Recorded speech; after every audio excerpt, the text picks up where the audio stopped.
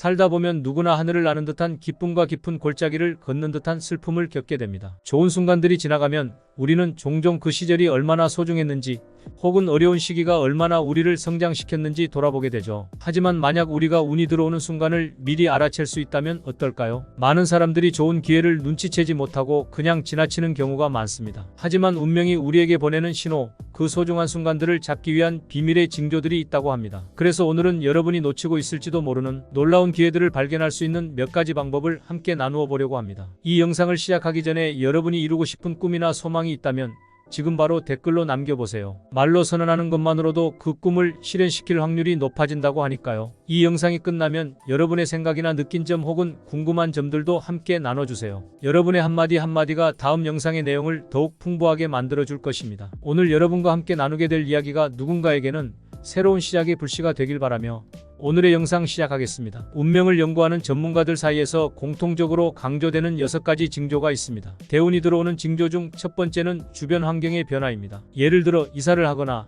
직장을 옮기거나 새로운 취미를 시작하는 것처럼 우리가 생활하는 공간이 바뀌는 것을 말합니다. 물론 우리의 환경이 우리가 원하는 방향으로 자연스럽게 바뀌면 좋겠지만 현실은 그렇지 않은 경우가 많습니다. 하지만 지금 여러분이 변화를 원하고 있다면 그것은 좋은 운의 징조일 수 있습니다. 예를 들어 평소에 별 생각 없던 방이 갑자기 지저분해 보여 정리하고 싶다거나 담배를 끊고 싶거나 금주를 하고 싶다는 생각이 드는 경우가 있습니다. 혹은 현재의 직장을 떠나 다른 직장을 찾고 싶다는 생각이 들기도 하죠. 운이 좋아지려 할 때 우리는 초자연적인 환경 대신 지금 당장 바꿀 수 있는 생활 환경에 더 많은 집중을 하게 됩니다. 그리고 그것을 변화시키려는 지혜와 의지도 생깁니다. 이러한 변화의 생각이 있다면 주의 깊게 들어볼 필요가 있습니다. 많은 사람들이 변화에 대한 불안 때문에 소극적인 태도를 취하기도 합니다. 현재의 불행한 상태에서 벗어날 용기가 없어 주저하고 안주하는 경우도 많죠. 하지만 과거의 일이나 바꿀 수 없는 상황은 담담하게 받아들이고 지금 당장 바꿀 수 있는 것에만 집중해야 합니다. 새로운 환경은 두렵고 불확실할 수 있지만 계속 같은 곳에 머물러서는 아무것도 달라지지 않습니다. 그러므로 새로운 길을 나서야 합니다. 이러한 노력이 결국 운의 변화를 불러오는 하나의 계기가 될 것입니다. 두 번째 징조는 주위 사람들이 바뀌는 것입니다. 운이 바뀌는 시기가 오면 내 주변 사람들도 바뀌기 시작합니다. 예를 들어 귀인을 만나게 되는 것입니다. 동쪽에서 귀인이 갑자기 나타나 내 삶을 귀하게 만들어 주었으면 좋겠지만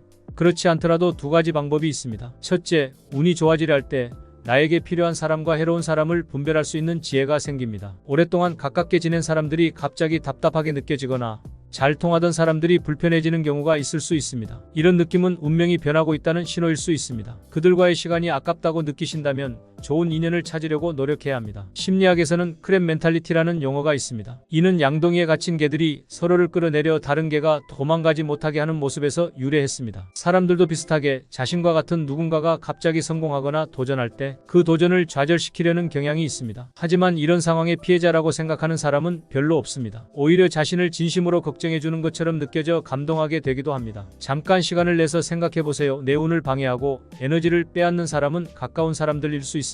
그런 사람들과 어울리는 것 같다면 그 징조를 놓치지 말고 주변 사람들을 서서히 정리하는 것이 좋습니다. 혼자가 될까봐 두려워하거나 외로워하지 않도록 마음을 굳건히 해야 합니다. 점차 새로운 인연을 찾아 나가야 합니다. 고독과 외로움을 이겨내는 방법은 생각보다 어렵지 않습니다. 얼굴을 마주하며 나눌 수 있는 나와 잘 맞는 새로운 인연을 찾는 것도 좋지만 외로움을 꼭 사람을 통해서만 채울 필요는 없습니다. 또한 귀인은 동쪽과 서쪽에만 있는 것이 아니라 내가 마음만 먹으면 어디에나 있을 수 있다는 생각을 해보세요. 혼자 있는 시간에 책과 함께 시간을 보내며 통찰과 지혜를 얻으면 책의 저자가 귀인이 될 수 있습니다. 취미생활을 위해 문화센터에 가서 강습을 받게 되면 그곳에서 만나는 선생님이 귀인이 될 수도 있습니다. 이는 바로 자신의 삶이 좋은 방향으로 바뀌고 있다는 징조입니다. 세 번째 징조, 인생의 큰 사건. 대운이 들어오기 전에 인생에서 큰 사건이 찾아오는 경우가 많습니다. 예를 들어 이혼을 하거나 사업이 어려워지는 등 인생을 흔드는 일이 발생할 수 있습니다. 이러한 힘든 일들은 그 순간에는 아프고 힘들겠지만 이를 잘 극복하면 더 좋은 운이 찾아오게 됩니다. 평범한 사람들이 부자가 되기 어려운 이유는 그럭저럭 살만하기 때문입니다. 막연히 부자가 되길 바라지만 큰 어려움을 겪은 사람들은 다릅니다. 그들은 어려운 현실에서 벗어나기 위해 필사적이고 절박한 마음으로 변화를 시도합니다. 목표와 희망이 없다면 삶은 죽은 것이나 다름없습니다. 그래서 대운이 들어오기 전에 고통의 형태로 사건이 벌어져 우리에게 동기를 주고